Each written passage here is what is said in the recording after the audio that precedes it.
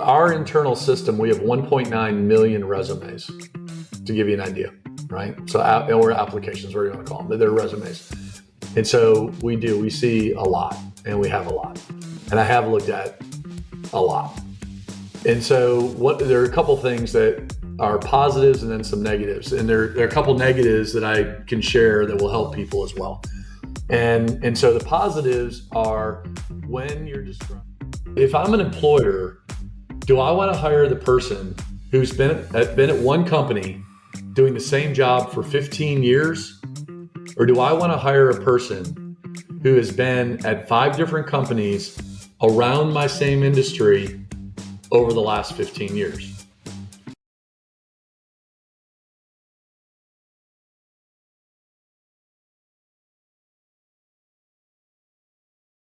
Hello and welcome back. The tech layoffs are showing no signs of stopping anytime soon. Last year in 2024, we witnessed approximately 250,000 tech workers that were laid off. This year in 2025, we have observed approximately 487 tech workers laid off every single day. And that's coming from a reported 419 waves of tech layoffs. Yes, we are counting. And who best to help make sense of this current climate than the CEO of a nationwide recruitment firm? Mr. Kasko is the president and CEO of Frontline Source Group, an award-winning nationwide professional staffing agency. He is also a valued contributor on critical insights on employment trends and job market conditions that inform national economic policy decisions. Mr. Kasko serves on multiple boards where he supports organizational governance and strategic initiatives. He is recognized as a subject matter expert in workforce dynamics, recruitment strategies, and staffing industry best practices. He is frequently consulted for his perspective on evolving job market trends, as we will be consulting him here today. Without much ado, let's speak to the guest himself. Hello, Bill. How are you today? Doing wonderful. Great to be here, Newton. I appreciate it very much. Bill, I know who you are. I've done my research. Some listening to this might not be very familiar with what you do or who you are. I just made an attempt to introduce them to you, but would you want to add anything to that? You did a nice job. Yeah, it was a very nice job, and makes you very humble because that's sometimes a lot of fluff, I think. And at the end of the day, I'm just a guy. So, but no, I am the president and CEO of Frontline Source Group, and so we are a nationwide staffing and executive search firm. Been around, it's our 21st year in the business. And so we do have a really nice pulse on, that thought process of where have we been, where are we going, what's going on, and the changes that we're going through. And especially in the technology piece today, the technology play and the way that things are changing, this is really a unique time for that technology individual to be in that space and to understand, what's going on around them and what's coming. And so this conversation today, I'm excited about and excited to deep dive into everything with you. Bill, I have some, I would call them binary questions, a couple of yes or no questions. Okay. All right. Feel free to add maybe a few sentences of explanation to support or justify whichever option you choose, but it's just expected to be, ideally it should be just a rapid fire section before we move on to the rest of the show. Sounds great. Okay, let's get started. I'm quite excited about this part. I've never done it before. It's the first time on the show. I hopefully I don't fail. All right. There's no score for this. Okay. AI technology, for or against? For.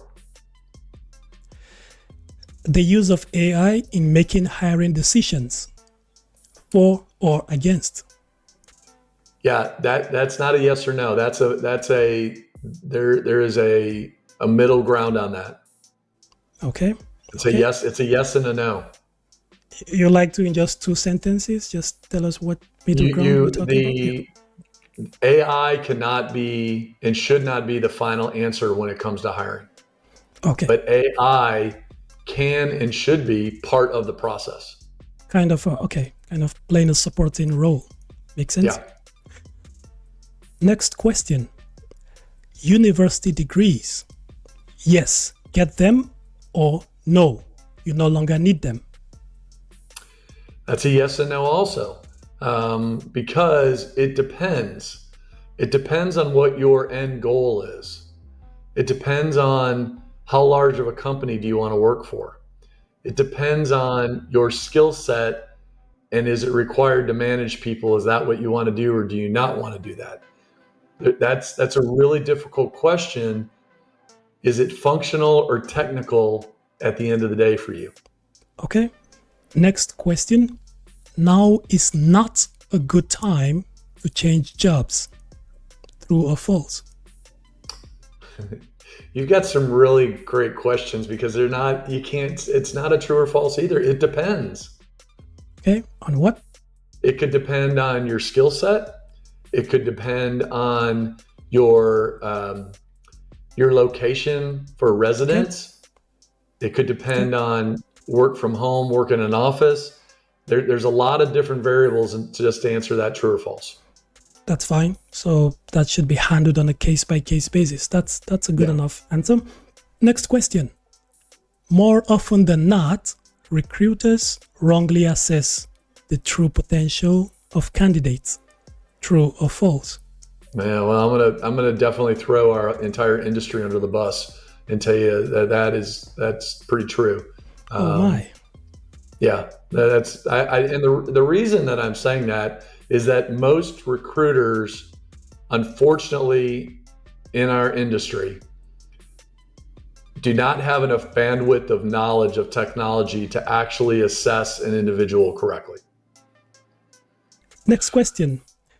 In today's economy, soft skills are more important than technical skills. True or false?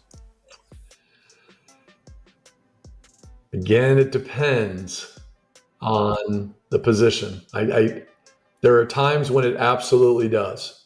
But if you're a technology person, that's still going to be vital to your success. At least the understanding, but it depends on the position. Next question. Cover letters. Are they important?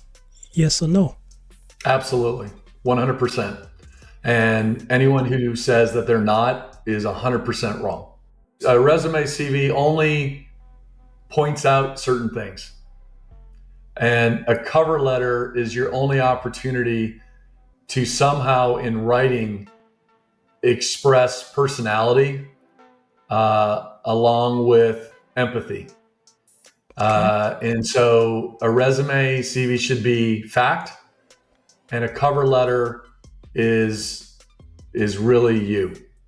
It's your one other opportunity. You only get 10 to 15 seconds with a resume. If they don't spot something they like, maybe 20 if you're lucky. A cover letter, no different than a handwritten note. They're going to read it. Next question. Not everyone is built for entrepreneurship. Some should just settle for a steady 9-to-5 job. Agree or disagree? So I think as an entrepreneur, that question hits home because I think everybody has it in them to be entrepreneurial, but they're afraid. But I think that you actually can be entrepreneurial in your 8-to-5 job. You just have to think about it differently. And so that comes back to a change of mindset of taking responsibility and not staying inside the box necessarily all the time, but also looking at how do I add value? I understand it's scary to go out and do something. It's a lot of risk, but we say it a lot. There's no such thing as a permanent job. There's nothing permanent about anything. And so look at things differently and understand you can still be an 8 to 5, 9 to 5, but just take a little extra ownership of things. And you'd be surprised the appreciation that comes back. Next question, job hopping every 1 to 2 years. Is this a smart career strategy or not? So it is the norm. 1.5, 1.8 years right now is the norm in the United States. But the advantage of this, and this is a huge, you could do an entire show about this. When you make a change, you also open the door to learn new technology, a new way to do things, a new process. You open yourself up to understanding other businesses, other ways of operating, and that's called advancing. That is learning, that is gathering intellectual property and technology and a methodology. That's what makes you more valuable at the end of the day. Staying in the same role at the same company, at the same position for 10 to 15 years, and I'm going to get hate mail for this. I understand you're at this Fortune 100 company and you've been there for 20 years. You can't leave. You're tied into your 401k, your retirement. I get it. But when you have an opportunity to grow, to change, to be on the cutting edge of technology, the only way to learn that is to have the job movement and exposure and experience, new projects, new information, new software, because every company doesn't have every single tool. Interesting. So I'm all for it. I'm 100% all for it. I'm 100% for it. It's just explaining what took place and why. If I'm an employer, do I want to hire the person who's been at one company doing the same job for 15 years? Or do I want to hire a person who has been at 5 different companies around my same industry over the last 15 years? And when you look at it from a different angle, the conversation goes like this. Well, they've stayed there for 15 years. Look at their stability. Great, but didn't they learn anything new? This person's been to 5 different companies, all within your same industry sector, worked with your competitors, picked up, learned new things. They bring value to the table. It doesn't mean they're not loyal. You have to change your mindset of the way that you look at people. That happened during COVID. COVID was another reset. If we look at that time during COVID, that was a reset of hiring, careers, technology. Think about all of the reset that took place. True. Work from home. I mean, it's just a different way to look at it. And it doesn't take away from the person who's been there 15 years. I mean, congrats, that's fantastic. But did you learn other things happening out in the world and different businesses to add exceptional value back to your company? A person who goes to work for a company, works there for 2 to 3 years, leaves, goes somewhere else within the same industry, let's say 3 to 5 years, 2 years, and then they go back to that first company, they bring value back. Why do so many companies rehire employees that leave that want to come back when they do it right? That's the key. You got to do it right. Why is that? Because they look at them and go, you were a great person when you were here. We get it, why you had to leave. We don't have to retool you completely. But you went out, learned something new. You're bringing something back into our environment we may not know about. What's the value on that? Different way to look at it. No, you make a solid point there. And I give you that, Bill. I think you've completely destroyed any argument that could have existed supporting loyalty. Employees staying, I don't know, for 20, 30 years with the same company. It has its own value. No one can deny that. But just look at the rate at which technology is evolving. You want to get ahead of the curve and stay there, you've just got to test the waters a little bit. Here's the big thing. This is the big thing to remember. An individual's loyalty to a company, how far does it really go when the company needs to make a change? Because when the company has to make a decision to cut, do you think they actually go, well, you've been here and you've been loyal, so we're not going to do that? They don't. They don't. I had to make a very difficult decision last year, partially because of technology changes within our own company. and consolidating of positions to eliminate a position of someone who had been with me for 19 years. Extremely difficult position to be put in. 19 I'm years. absolutely loyal for 19 years. But I also know that decision, as difficult as it was, allowed that individual to then go out and to go to work for another company to add value and to learn something new and to advance, which should have already been happening anyway. But when it comes to running a company, you have to take emotion out of that, and a company's function does not get emotional. You can't, to survive. And so when it comes to loyalty, that's a really difficult thing to talk about, because the question comes into play of, is it? Is it really? I mean, there's a difference between loyalty and trust and value. A trusted employee is completely different than a loyal situation. You know, I'll take a trusted individual that's going to add value and going to do things day in and day out, because the loyalty piece of it, things change for them, for a company, your personal life. You go through things. It happens, you know? Yeah. No, that makes sense. Yeah. Moving on with the rapid questions. Remote work is here to stay. True or false? Oh, it's not going anywhere. I would say true, but then I would throw in, it doesn't mean we'll go back to what we saw during COVID just yet. I think it's coming. Okay. People should be hired for their work ethics alone, because skills can be learned. True or false? Well, that's false. And sometimes you hire for a position because you need the skill, and you can't train on the skill. And so it's not 100% always on that. You know, sometimes if you're building out a new environment with a new technology and you don't have the individual with the skill, you can't train. You need to hire in for the skill. I think they play fair between each other, that it's absolutely just as important, but I don't think it's 100%. Okay. Next question.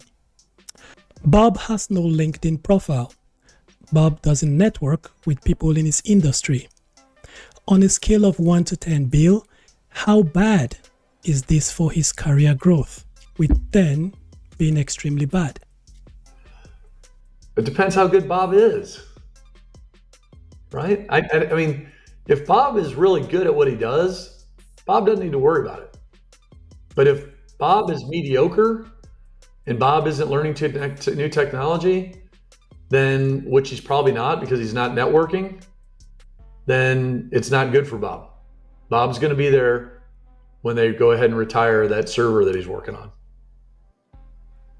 When a business fails, poor leadership is always to blame. True or false? That's false. It's false. It's not true. It's just there are things out, you know, there are things outside you can't do anything about. Even for us in the employment side of things, it's been a really rough 12 months. Really rough. In the United States, the hiring and what it's been really tough on our industry. And we've had a lot of companies, great companies, that have failed. Some of it because they didn't embrace technology enough. They didn't get ahead of it. You know, Monster and Career Builder just recently filed for bankruptcy here in the United States. Two legend job boards going all the way back to the beginning of job boards and companies that were evolving from a technology standpoint right from the get-go. But they didn't evolve and they didn't get ahead of it. And so most of that failure is not necessarily because of management, but because of other factors, financial or whatever it may be, that didn't allow it. So I would just have to be, I'd have to strongly say I don't believe it 100%. Okay, next question. If you were to describe DEI, that's diversity, equity, and inclusion, in one word, what word would that be? Today, confused. And because there's so many mixed signals about what to do. And from a business standpoint, you already operate in a way of non-discriminating. We've always done that. We've always operated under that non-discrimination portion of things, right? And then when we had the DEI push, which was needed, it really opened up a lot of eyes and ideas and thoughts. For us, as an example, we were and still are, like 90% female, for example. So it didn't really, we've always been diverse. So it really, for us, didn't make a difference. What was confusing was that the outside factors influencing things changed.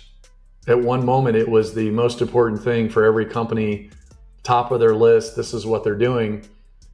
And then at a flip of a switch, it all changed, that no longer was important.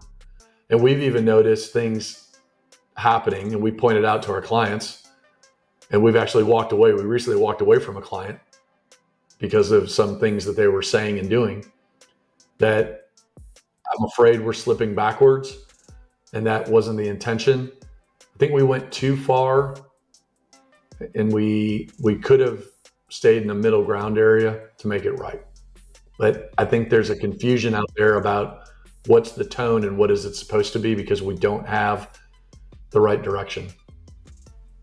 Okay. Ironically, I'm a little bit confused as well. I wasn't planning to ask this, but just pro or against? Are you for DEI or just against it? I don't know that there's an answer about for or against. I don't know that I don't know that it's a matter of like, are you for diversity and inclusion? Of course. Why wouldn't you be? Right? Okay. You just want it to be a little bit more organized, more coordinated, more intentional, maybe? Yeah, you can't go far. You can't go so dramatic to the right that everything that you do changes. What you have to open your eyes to look at things different. And you have to look at it and go, look, I'm a white male. I can't, I'm not in the right position to even question that. I absolutely, we need to look at it. I mean, but it also doesn't mean to us that we change every single thing that we're doing if we feel like we're 100% representing and always open and treating people fair and doing the right thing. Okay. No, that's if that makes sense.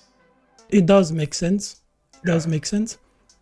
And the reason I bring that up is, sorry. I mean, I'm not going to interview a person and ask them, because of DEI, are you a homosexual? First of all, I don't care. Let's start with that. And then number two, I'm not going to treat them any different anyway. So for our business and the way that we operate, we were already operating in that manner that it didn't make a difference to us. I don't care if your hair is blue or green or red. I could care less. It really, at the end of the day, it's not up to me. I need to understand the skill, the experience. What do you have? What are you bringing to the table? Now, if the employer doesn't want to operate with that, and they're going to look at it differently and treat the person different because of skin color, hair, whatever, well, we don't want to do business with them. First of all, we're not going to. We're going to walk away, right? And that we're nothing to do. But when the company changes and tells us, hey, we only want to hire this and this, I can't discriminate. That puts us in a terrible position to discriminate. And when you have a government telling you at one point to go and do only this, and now our government's saying, no, it's all completely out, we don't do that. And then the companies are like, oh, all of our DEI programs, we're kicking them out. We don't want anything to do with it anymore. And then, but we still operate under the same premise that we always have of treating people the exact same and no different. It's an unusual position to be in. So to answer that question is very, very difficult because, again, it's not a yes and no. That makes complete sense, nonetheless. Yeah. Final question in the rapid fire section. The younger generations are less devoted to working hard for what they truly want. True or false? Well, it seems that way. But here's the thing. My parents said the same thing about my generation growing up. And I'm sure your parents said the same thing about yours. And I'm sure the parents before that said the same thing. All these kids are lazy. They don't do anything. Look at them. They don't do anything. Look at them all. It's the same story. And the only reason it's different is that we've embraced technology to make it that way. We gave them all cell phones to sit there and play on. What do we want? We put them in front of a TV. What do we want? So I don't think they're any more lazy or don't have the work ethic as the generation before them or the generation before them. I think that the beauty of the human race is that, as I said in the beginning, we continue to evolve and embrace the technology, and that changes what the perception is about what you do and how you do things. In your line of work, you must have seen quite a lot of applications. I don't want to use the word resumes particularly, just applications in general. Are there some indications or some things that you look out for when you're analyzing an application from a candidate that just, shout out at you that this is an exceptional candidate? Are there some things that just give away that, hey, this paper I'm looking at, cover letter and resume, are coming from an exceptional candidate. I should do everything I can to keep. Yeah, I think there's some, and our internal system, we have 1.9 million resumes, to give you an idea, right? So, or applications, whatever you want to call them, but they're resumes. And so we see a lot, and we have a lot. And I have looked at a lot. And so there are a couple things that are positives and then some negatives. And there are a couple negatives that I can share that will help people as well. And so the positives are, when you're describing that position you're either currently in or your last position, to show back some type of an ROI to the company. What did you do to differentiate or to stand out that made you different while you were at that company? So it doesn't matter what your role is, or whether it's technology or accounting or an administrative assistant. Show something that stands out. So something that shows you, and I think you kind of alluded this earlier, like the 9-to-5 versus the entrepreneurial side. Show something that really stands out about you, not just your skills, not just the project you did, but if you show the project, show what it ended up doing. Show the launch that you did that was supposed to take 6 weeks that you were able to do in 3 weeks. Show the first time it was ever done. Show a consulting thing. Show the return on that investment the company got because of what you did. Or how it advanced, something that will make someone look at it and go, huh. We have two questions we always look at and ask about. One for me is the why. Why is the person looking to make a change? Why did they go there? Why are they a good fit? And then I always look for the huh. The part on the resume that makes me sit there and go, huh. I need to have a conversation with this person because you can't put it all down in writing. And then the one big item I will tell you that, and I don't know, and I really hope that in time AI helps us with this, with the new resume writing that AI is doing, which by the way is phenomenal. But you do need to go back over when you use AI to make sure it's correct.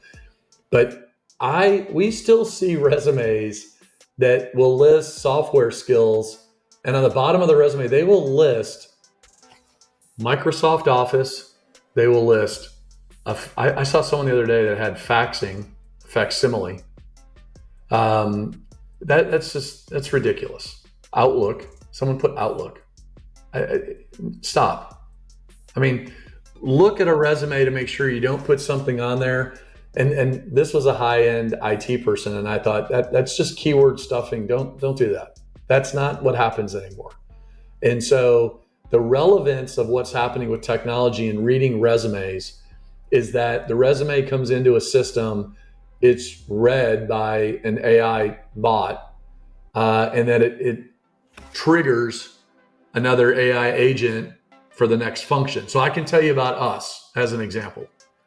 For us, a person submits their resume information, it comes into our system, an AI agent reviews, triggers, and then we actually have an AI virtual recruiter who then, this is all within seconds, reaches out immediately to do a pre-screen phone call with that applicant. And it's a 4th generation virtual recruiter. So we've been testing and doing this from the get-go. We've always been on that cutting edge because I'm a technology guy. We always have been looking at what's coming, get ahead of the curve. We're not going to be left behind. But our agent today, Joy, 24 hours a day, 7 days a week. Somebody applies, she reaches out immediately with a text and an email. And if it's after hours, it's just those two. But if it's during regular hours, she'll call them to try to do a phone call with them to go over their resume and gather some basic information to better understand. And it's completely from reading the background, their resume, their information, what they've done. And she's looking for, I say she because it's a female voice, but it's AI. It's looking for that ROI. It's looking for items that are different. How do you stand out? What makes you different? And if it's not on there, actually asking to explain the value. What do you bring to the table different? How are you different? But in a way that speeds up the whole process. So having that information on there and standing out is just vital today. And it's going to get, I want to use scarier, but I think it's going to advance even more than it is. And it's really good right now, and it's about to get better. Am I correct in thinking, just from what you've explained earlier on, at some point it felt as if you were saying, this is not something we haven't experienced in the past to some extent? I'm sure with your company, you've probably seen a few recessions, the oil crash, you went through all of that. Is there something different about this AI-led disruption that's concerning to you, or that people should be concerned about? Yeah, the AI piece of it within companies, specifically within the HR human resource departments, is really the key function here to discuss. And part of that is that a company looks at HR as a non-revenue generating, almost an expense many times, right? And so when you have a recession, a downturn, companies go to cut. One of the first places they cut are HR. They cut their recruiters, they cut internal staff around that because it doesn't generate any revenue. And unfortunately, a lot of companies they don't have they have a disconnect between that upper management and HR. And so you see that happening. So with AI coming out and all the tools, the first thing we really observed was that HR departments and companies started bringing in and adding functions that AI could handle where they didn't have to hire the people. And I think it goes back, one of your questions talking about, the AI part of hiring. That's where the human touch has to be there. That's where AI can't, as of today, doesn't have feeling. There isn't an emotional piece there where I can have a conversation with a BI developer and have a whole discussion about the projects they've been working on and what they rolled out in the different environments and what's taking place and why do they need to work at least one day a week from home in their situation, let's say. That the AI agent isn't going to have the empathy to understand Well, they take care of an elder individual who's there. They just have to be there. They're working. They're not doing that. So that the human touch that takes place is that AI is built into these HR departments, and it is disrupting it, which causes a disruption because then they think they don't have to have the recruiters. That human piece, that human conversation, a piece of paper is flat. A resume is just a flat piece of paper with print, and a human is not.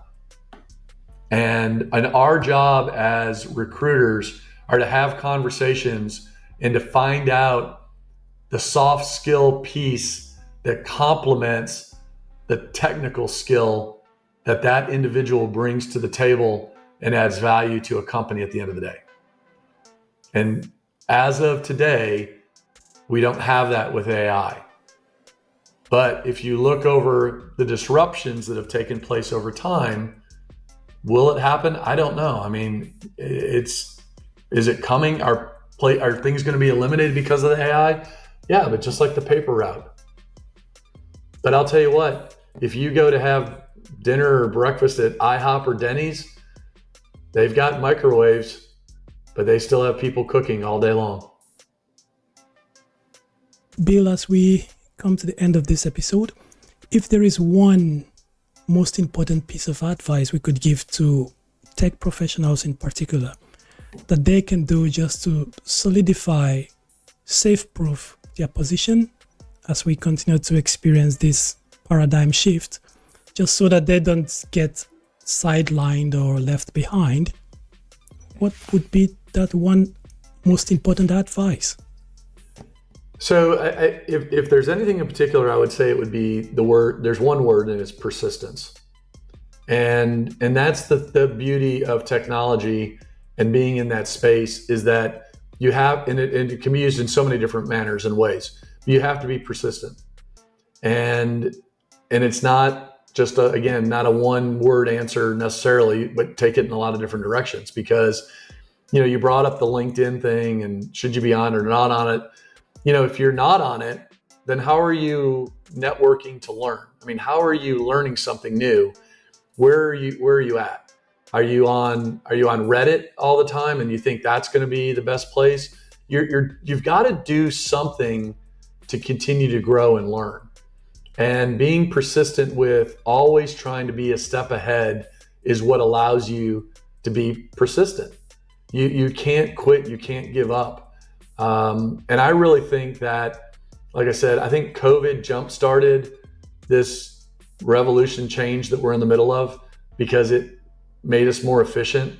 I think that in time, work from home and remote will become something more regular. In fact, I think it'll be in the next 15 to 20 years, you'll see it starting to transition. We have a housing shortage in this world. These office buildings can be better suited to probably put people to live in cheaper or lower cost, raise the value and the standard of living for people all over this world. And so being able to work from home will happen, but it's infrastructure also. And so until we have true infrastructure, that again, technology jump-started during COVID. Think of all the rural areas in this world that didn't have the internet. We didn't have mobile as much as we could. Think about the way technology changed going to the doctor.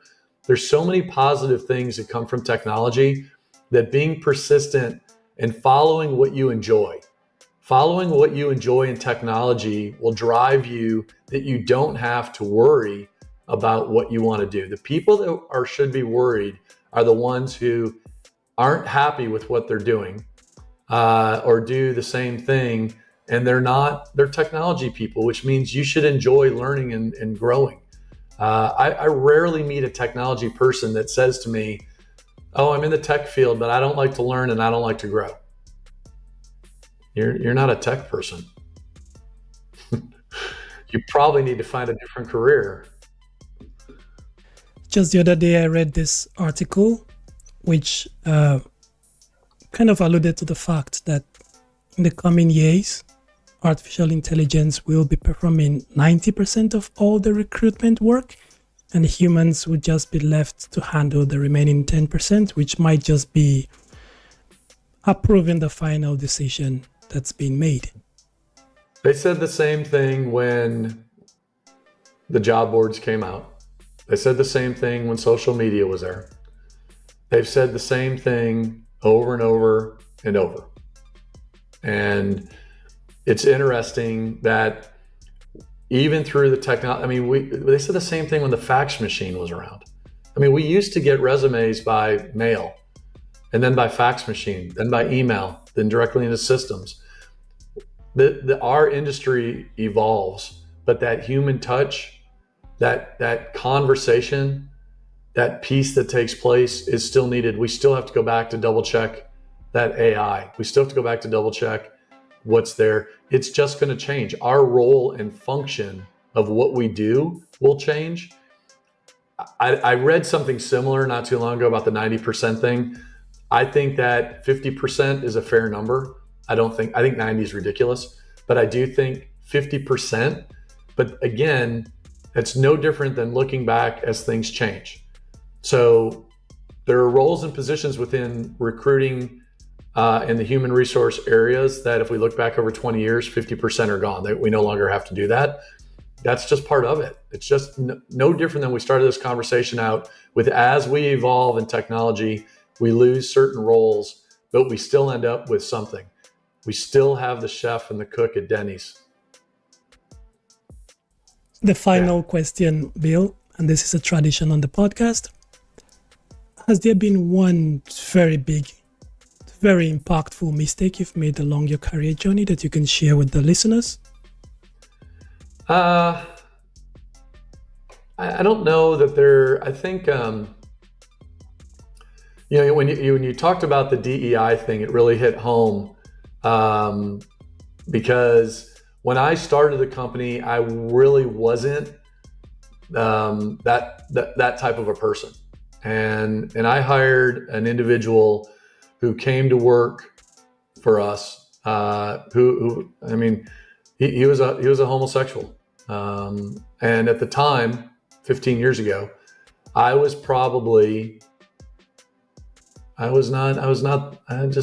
against everything about it. And I've talked about this on podcasts. We've talked about it a lot, so this isn't anything new. That he changed me as a person, and that was my mistake. He changed me as a person. He changed the way I look at things. I've admitted that it was, my thoughts were wrong. He made me a better man. And in 2019, he passed away suddenly. And he was a vice president of our company, and he left a void, but he left a big impact on me. And my mistake over the years was that I didn't meet him soon enough to make me a better man. Okay, that's profound. Was there something he did in particular, or he just turned out to be an exceptionally gifted person? Honestly, I sat with him in an interview. The story goes, because everybody in the company loves to tell the story. I sat in an interview with him that should have been 30 minutes, and it lasted for 3 hours. And I walked out of the interview, and our management team was standing there, and they looked at me and they're like, "Are you okay?" And I'm like, "Yeah, I love this guy." And they kind of looked and they went, "Well, he's gay." And I was like, I don't know. I don't. What are you talking about? And I went back in and I visited, and he ended up telling me because someone had gone in. And I said, I don't care what you are. You literally 3 hours with you're changing me right now today. You're going to come to work with us, and you're going to help me be a better person. And that's what he did. And every day we talked every single day for the 10 years he was with us. During the day, every night, I would call my wife on the way home to let her know I was on my way home from my drive. My drive was usually 30, 45 minutes. Then I would call him and we would talk business strategy. What are we doing? Planning. regular conversations. And we were on a family vacation in the Caribbean, and we were at a restaurant, and he called me just at the end of a day and with the family, but we still had our calls, and we talked. And I told him, I said, Chance, we got to get you down here, and his partner at the time. We got to do a vacation company trip down here. We were in the island of St. John. I said, it's just absolutely beautiful. You guys would love it. He said, oh my gosh, that would be fantastic. And I said, we're going to put it together when I get back. And then the next day that he passed away.